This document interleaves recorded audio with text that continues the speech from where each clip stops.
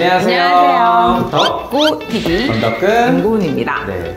요즘에 병원이 사실 좀 너무 많이 바빴어요. 그래서 좀 정신을 차릴 수가 없게 몸도 좀 많이 힘들었는데 진짜 감기 환자들이 많이 몰리는 것 같아요. 요새 뉴스에 보면은 막 소아과 오픈런 대란, 뭐 새벽 3시부터 줄을 섰다. 그 똑딱 앱으로 해서 일찍 했는데도 막 대기가 60명이더라. 근데 실제로 그래요? 아침 일찍부터 많이 몰리기는 해요. 저희 병원 같은 경우는 똑딱 앱을 사용을 하고 있잖아요. 그러면 이제 저희가 진료가 9시부터면 접수는 사실 8시 반부터 현장 접수는 받기 시작을 하고 그쵸. 똑딱은 9시에 열리는데 똑딱 열리기 전부터 현장 접수하시는 분들 특히 휴일은 굉장히 조금 많이 몰리는 편이고 평일도 그래도 좀 제법 오세요. 일찍 진료받고 등교가 가능한지 확인하려고 하시는 분들도 계시고 사실 저희 병원은 이제 그래도 서울시 중심부 한복판에 있는 병원 중에 하나잖아요. 서초구 1타 소아과. 아이고 왜? 자칭. 아무튼 그래서 자칭 반경을 1km, 2km로 해서 돌렸을 때 사실 소아과 병원이 없지는 않아요. 제법 적지 않아요. 적지 않게 있어요. 그런데도 불구하고 저희 병원뿐만 아니라 요즘 모든 병원에 좀 많이들 붐벼요. 그만큼 감기 환자가 일단 많아요. 초등학생들 검사해보면 정말 반이 독감 나올 만큼 A형이 이제 한참 돌다가 지금은 B형도 나오기 시작을 하고 있고 그리고 학동기 아이들 이제 한 5세, 6세부터 해서 초등학교 사실 한 3, 4학년 애들도 은근히 많이 걸리는데 폐렴이 너무 많아요. 뭐 중국에서 넘어왔다는 마이코플라즈마 폐렴. 사실 뭐 중국에서만 넘어온 게 아니라 매년 마이코플라즈마 폐렴은 있던 거예요. 근데 올해 유독 그것도 이제 사이클로 되게 심한 해가 있고 좀 덜 심한 해가 있고 뭐 이런데 다 겹쳤구나, 사이클이. 올해 유독 너무 심한 애들이 많은 거예요. 엑스레이를 찍으면 정말 하얗게 이렇게 보이는 폐렴이 은근히 많이 있어서 그런 애들 청진해보면 사실 청진음도 정상이에요. 그쵸. 본래 마이코플라즈마가 청진 소리가 기침도 생각보다 많이 하지 않는데 열이 이제 오래 나서 엑스레이를 찍어보면 폐렴이 있는 경우가 있고 또 어떤 아이들은 사실 열도 그렇게 많지는 않은데 기침이 너무 심해서 엑스레이 찍어보면 이제 있는 경우들도 있고 가끔 마이코플라즈마는 복통이 심해서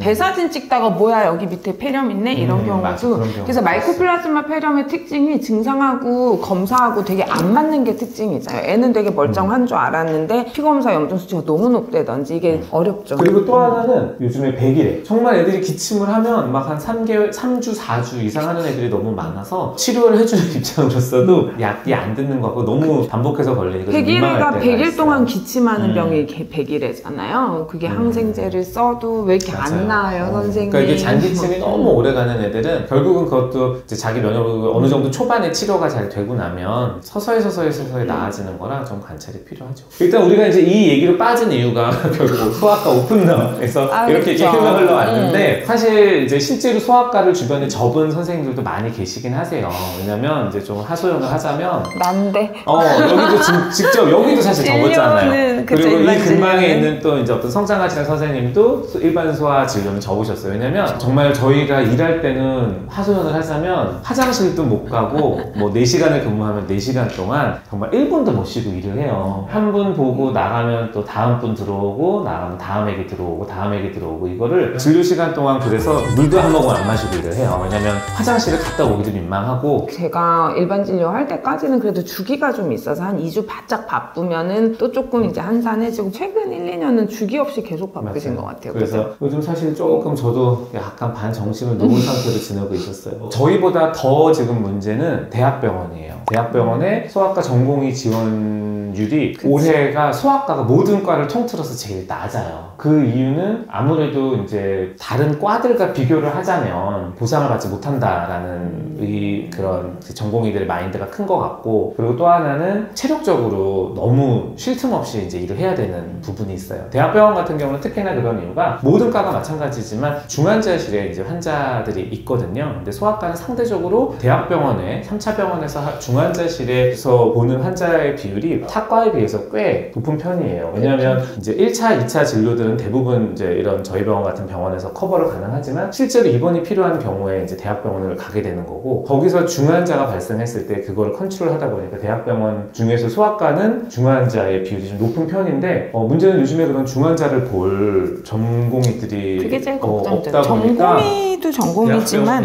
이제 교수님들이 당직을 쓰다 보니까 이제 교수님들도 이제 나온다고 하는 교수님들도 요즘에는 이제 외래 진료를 보고 그날 또 막 24시간 밤 당직을 서고 하시니까 이 당직이 점점 이제 늘어나고 있대요. 전공의 수가 줄면서. 그래서 정말 다들 이제 너무 힘들어 하더라고요. 그래서 이게 어떻게 해결이 돼야 되는지 참 답답합니다. 근데 또 이렇게 듣는 걸로 보면은 또 어떤 소아과는 아침에 바짝 바쁘고 또 낮에는 또 너무 한가하고 또 어린이집 끝나는 4, 5시 그때 또 잠깐 바쁘고 하니까 실제로 되게 일이 분산이 안 되고 또 이런 문제도 있어서 그게 악순환인 것 같아요. 그렇게 하면 이제 밤이 되면은 이제 응급실로 가세요. 이제는 밤이니까 하는데 응급실에 이제 소아 전공의가 없으면 소아를 못 받거든요. 인근의 대학병원도. 그리고 후배들이 많이 들어왔으면 좋겠어요. 아직 그 소아과의 장점은 정말 아픈 아이들이 정말 빨리 좋아지거든요. 이제 대학병원에서 전공의로 일할 때 막 생글생글 웃고 이제 빨리 좋아져서 회복돼서 나가는 모습을 보면 그것 때문에 소아과를 선택하시는 분들이 많아요. 그러니까 소아과는 나는 소아과 할래라고 생각하는 의사들이 되게 많아요. 원래부터 소아과를 할 생각으로 들어온 의사들이 소아과들을 많이 선택하다 보니까 그런 사람들이 많을 때는 지원자가 넘쳐났지만 다른 과랑 비교를 떠나서 출생아 수가 너무 줄어서요. 맞아. 그게 이제 또 이제 내가 이 10년 이후에도 이 일을 할 수 있을까? 20년 이후에도 이 일을 할 수 있을까? 라고 생각했었을 때 이제 젊은 의대생들이 선택을 하기가 쉽지 않은 과이긴 맞아. 합니다. 소아진료는 필수 의료니까요. 이게 이제 뭐 없어도 되는 이런 거는 아니다 보니까 좋은 해결책이 나왔으면 좋겠습니다. 그렇습니다. 아무튼 이 겨울 다들 건강 유의하시고 독감, 폐렴 걸리면 힘들어요. 진짜 한 달 고생하십니다. 다들 뭐 마스크를 쓰고 다니는 것도 좋은 것 같아요. 마스크 쓰시고 감기 좀 최대한 안 걸릴 수 있게 주의 기려주시면 좋을 것 같아요. 네. 네, 저희는 다음에 그러면 이제 정보를 가지고 돌아오도록 하겠습니다. 감사합니다. 안녕히 계세요.